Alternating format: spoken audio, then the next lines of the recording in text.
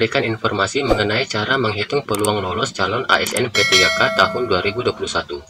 Tujuannya agar memudahkan teman-teman untuk memahami skema penilaian P3K tahun 2021. Pada seleksi calon ASN P3K tahun 2021 ini, terdapat beberapa perubahan yang dilakukan oleh Kemendikbud. Pada seleksi P3K tahun 2019, persentase kelulusan teknis sebesar 35% yang ditentukan dari pertimbangan yang mendalam oleh pemerintah. Kemudian pada tahun 2019 terdapat 10 soal untuk tes sosiokultural, dan pada tahun 2021 ini ada perubahan, yaitu penambahan jumlah soal menjadi 20 soal. Kemudian pada tahun 2019 terdapat 10 soal untuk tes sosiokultural, dan pada tahun 2021 ini ada perubahan, yaitu perubahan jumlah soal menjadi 20 soal. Ini merupakan tuntutan terkait dengan nilai-nilai Pancasila dan kebangsaan. Selanjutnya, sertifikat pendidik yang dimiliki guru diperoleh dari uji kompetensi profesional melalui LPTK yang ditunjuk dan diakui oleh pemerintah. Dan yang terakhir adalah bagi guru honorer yang berusia di atas 35 tahun dan masih aktif mengajar minimal 3 tahun terakhir, diberi afirmasi sebesar 15% atau 75 poin. Inilah perubahan-perubahan yang dilakukan oleh Kemendikbud terkait seleksi ASN P3K tahun 2021. Berikut kita lihat perbandingan kisi-kisi ujian P3K tahun 2019 dan tahun 2021 yang sesuai dengan Permenpan nomor 4 tahun 2019. Inilah dasar kita untuk mengetahui peluang lolos seleksi P3K nantinya. Pada tahun 2019 terdapat 4 jenis tes yang diberikan, yaitu yang pertama, kompetensi teknis dengan jumlah soal 40 nomor berbentuk pilihan ganda. Jika jawaban benar mendapat poin 3 dan bila salah tidak mendapatkan poin. Skor maksimum untuk uji tes kompetensi teknis adalah 120 poin. Angka ini diperoleh jika dari 40 soal yang diberikan, ternyata benar semua, maka 40 dikalikan 3 diperoleh 120. Yang kedua, tes manajerial terdiri dari 40 nomor, bentuk soal pilihan ganda. Jika benar, mendapat poin 1 dan jika salah, tidak mendapatkan poin. Nilai maksimum dari tes ini adalah 40 poin. Yang ketiga, sosiokultural terdiri dari 10 nomor, bentuk soal pilihan ganda, di mana jika jawaban benar mendapat poin 2 dan jika salah tidak mendapatkan poin, dan skor maksimumnya adalah 20 poin. Tes terakhir adalah tes wawancara, bentuk soal pilihan ganda dengan jumlah soal 10 nomor. Jika jawaban benar mendapat poin 3 dan jika salah tidak mendapatkan poin, skor maksimumnya 30 poin. Itu tadi adalah kisi-kisi untuk tes P3K tahun 2019.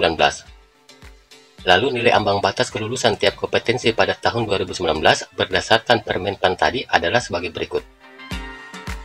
Untuk tes kompetensi teknis 42 poin, sehingga untuk mencapai nilai ambang batas yaitu 42, maka jumlah soal yang benar minimal 14 nomor. Jadi misalnya soal terdiri dari 40 nomor dan jawaban yang benar 14 nomor, maka 14 dikalikan 3 diperoleh 42, mencapai nilai ambang batas. Untuk manajerial dan sosiokultural jumlah poin 23, tetapi jumlah soal yang benar bebas. Maksudnya adalah jika jumlah benar pada tes manajerial 20 nomor dan jumlah benar pada tes sosiokultural 5 nomor, jika ditotalkan diperoleh 25. Sudah melebihi jumlah poin yang ditentukan. Begitupun sebaliknya. Ini aturan pada tahun 2019.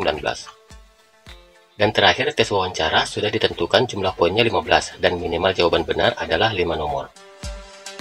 Persentase kelulusan P3K tahun 2019 untuk tes kompetensi teknis adalah 42 dibagi 120 dikali 100%. Maka persentase kelulusannya adalah 35%.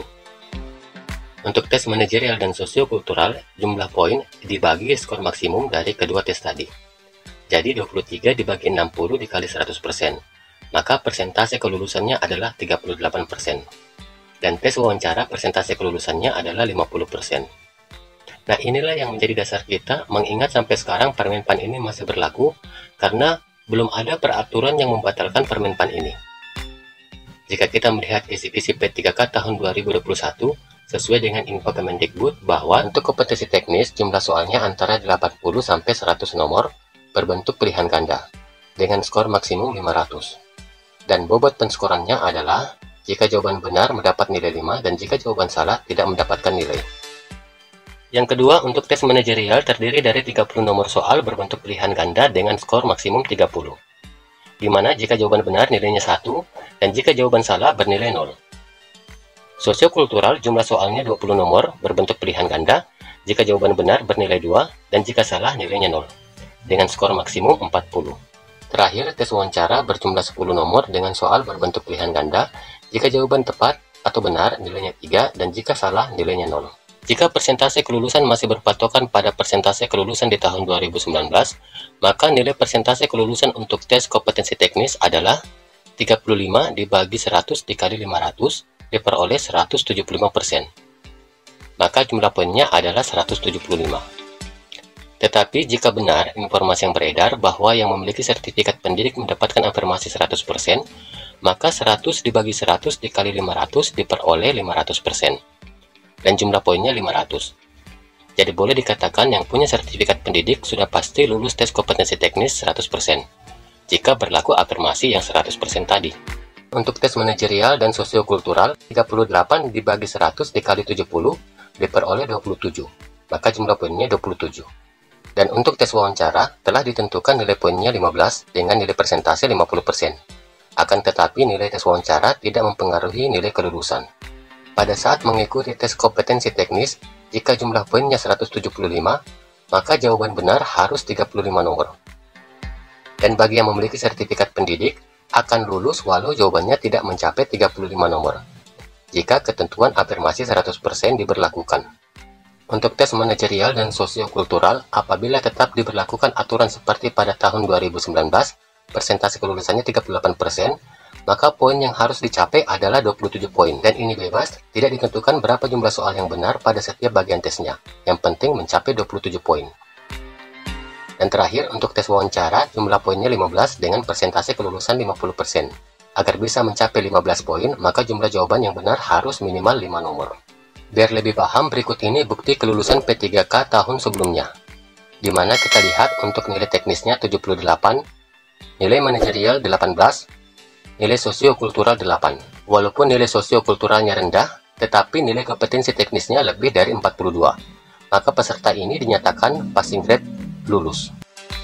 Sedangkan yang ini memperoleh nilai untuk ujian teknis 39, manajerial 15, dan sosiokultural 16.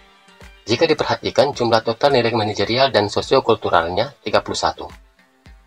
Ini sudah melewati ambang batas, yaitu 23. Akan tetapi nilai teknisnya tidak mencapai ambang batas, yaitu 42. Maka dinyatakan tidak lulus passing grade. Jadi dapat disimpulkan bahwa yang menentukan lolos tidaknya peserta calon ASN P3K adalah tergantung dari jumlah nilai tes kompetensi teknis. Demikian informasi yang dapat saya bagikan, semoga bermanfaat dan dapat dipahami. Assalamualaikum warahmatullahi wabarakatuh.